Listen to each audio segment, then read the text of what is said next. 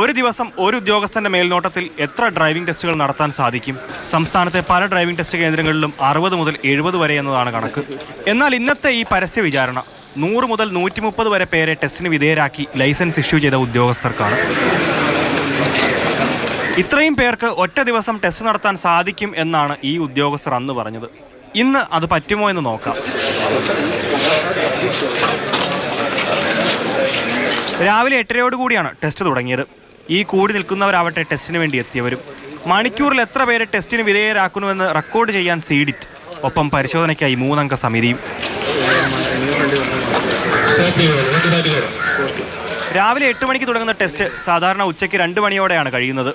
1 മണിക്കൂറിൽ 10 മുതൽ 12 പേർ വരെ മാത്രമാണ് ഇന്നത്തെ ഡ്രൈവിംഗ് ടെസ്റ്റ് കടമ്പ കടന്നത്. അതിൽ പകുതിയധികം പേർക്ക് ലൈസൻസും കൊടുത്തിട്ടുണ്ട് ഈ ഓഫീസിൽ. അതിൽ പകുതിയധികം പേർക്ക് ലൈസൻസും കൊടുത്തിട്ടുണ്ട് ഈ ഓഫീസിൽ. കേരളത്തിലെ ഡ്രൈവിംഗ് രീതികളുടെ അടിത്തറ തന്നെ പൊളിച്ചു പണിയാനുള്ള ഗതാഗത വകുപ്പ് മന്ത്രിയുടെ തീരുമാനപ്രകാരമായിരുന്നു ടെസ്റ്റ്. ഇതിന്റെ ഭാഗമായി മെയ് 1 മുതൽ ടെസ്റ്റിന് ഹാജരാവേണ്ട ആളുകളുടെ എണ്ണവും വെട്ടിച്ചുരുക്കാനും ചർച്ചകളുണ്ട്. ഇതിനിടെ നടന്ന പരസ്യ വിചാരണ ടെസ്റ്റിനോട് ഉദ്യോഗസ്ഥർക്ക് അമർഷമുണ്ടെങ്കിലും പ്രതിഷേധിക്കാതെ ടെസ്റ്റിന് വിധേയരാകുകയായിരുന്നു. മാതൃഭൂമി ന്യൂസ്, തിരുവനന്തപുരം.